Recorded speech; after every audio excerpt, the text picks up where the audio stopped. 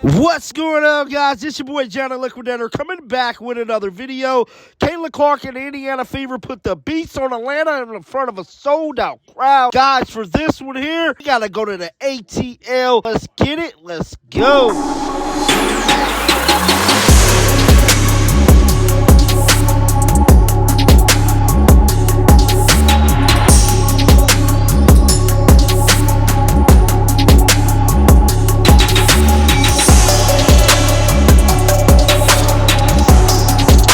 Clark and Indiana Fever was definitely back in action tonight in Atlanta, playing in front of 17,000 fans. Caitlin Clark ultimately finished the game with 19.7 assists, 7 rebounds, and 2 steals. Now, she pretty much had a decent game. Now, Caitlin Clark did leave early in the game, which what had looked like an injury to her right ankle. I'm telling you right now, fans erupted online, being unsure if Caitlin Clark was going to come back. Now, Caitlin Clark was able to come back in the game. She let it be known in the press conference, you're not a basketball player if you don't sprain your ankle, bro. She said, tighten me up right here so I can get back to the action. Now, they pretty much held on to the lead throughout the duration of this game.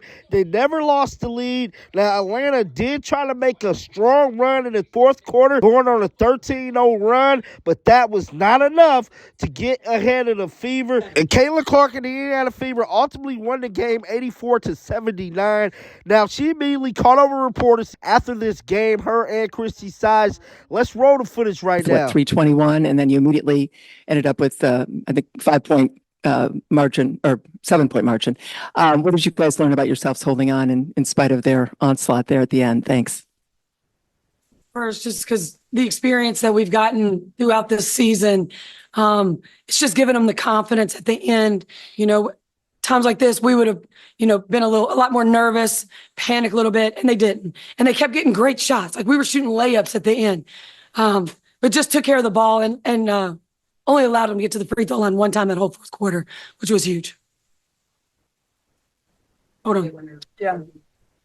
Yeah, I think just staying calm. It was a huge swing there. I think especially when Kels was able, or Lexi kind of bobbled the pass and then got an and one, missed the free throw, and we came up with it, and then Kels scored. I think that definitely gave us some confidence and allowed us to kind of settle in and finish out the game. But I think just figuring out a way to kind of play with the lead a little bit better. We've kind of struggled with that this year, and I think at times we get a little stagnant and don't play with the same pace that we've played with, especially in the first half. Like we scored 18 and 14 in the second half. And in those 2 quarters, I thought like it wasn't our best offense. Like it just felt very kind of but I'm proud of us. Like I thought our defense was really good. So just don't get stagnant and find a way to continue to push it and extend the lead out rather than just letting them hang around.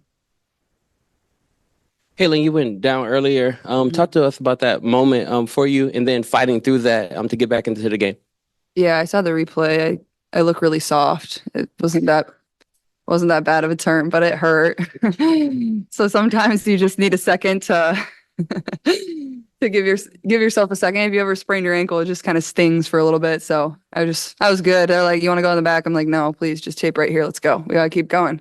Get on with the game. But I've done it a few times, so it is what it is. You're not a real basketball player if you haven't sprained your ankles a bunch. That's when you know. Yeah, for Coach, she started Lexi in the second half. She played most, if not all of it. Just what was she doing well? Yeah, Katie Lou hasn't been feeling well, so she took herself out of the game at halftime. Just wanted to do what was best for the team. Just thought, just knew she couldn't perform where she needed to, and so Lexi got the call. But Lexi did a great job between her and Kelsey, guarding Ryan, and Gray. Just really, they had a hard time getting going. But Lexi defensively, and then like Caitlin said, had that big shot at the end, but then also was able to get it out to Caitlin or Kelsey late, and they knew to pull it out and run that clock down. So Lexi's just like we kept, and then at the end we kept getting those great looks, and we just weren't finishing late, which would have been more pain points for us. But that's what we have to establish to get these guys the wide open looks on the outside.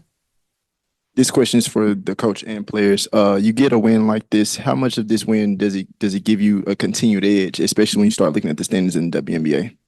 I think that it's not about edge. I think in our locker room, even when coach has talked about it, we focus from game to game.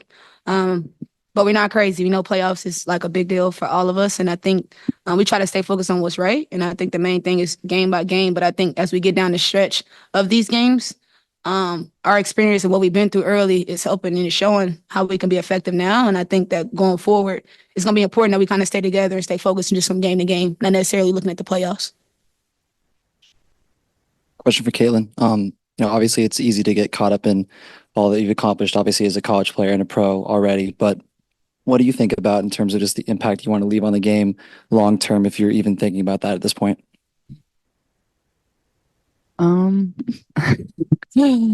That's a tough question. I mean, I feel like I'm only 22 years old, but I Because you're act playing in these big arenas most every night versus the team like Atlanta is their second time in the season playing in a big arena like this. I think we're used to it. I mean, I think if anything, it probably gives them a little fire. It's like, this is our home crowd. This is our home stadium. Like, you want to defend your home court. That's how we feel when we're at home in front of, however many 17,000, whatever it is that we hold in our stadium. But I don't think any crowd intimidates us. And honestly, like, you can tell they're just there for good basketball. They're almost cheering for both teams. It feels like they're all standing up there at the end. So it's like still a very intense basketball environment. But I think, we've gotten experience in those environments, and you can tell, like Christy said, like, we're only getting better and better. It's just continuing to play well for the entire game. Kelsey, you had an incredible night shooting, and you got in really, really good rhythm. Just talk to us. That was Christy Sides and Caitlin Clark speaking to reporters immediately after this game.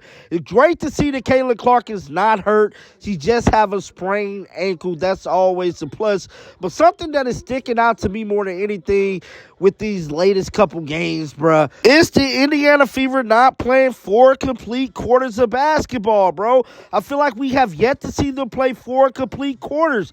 I don't know, like, they get it going in the first quarter, kind of ease off the gas in the second. The third quarter completely goes downhill, and in the fourth quarter, they're trying to hold on to the lead. We have to get these things addressed before the playoffs, because if they don't, bruh, they could be looking at a first-round potential knockout. But, guys, get down in the comment section. Let me know your thoughts about this. Keep the bells on, because I'm going to bring you the news. And until next time, man, shake the haters off. I'm out of here. Peace. Shake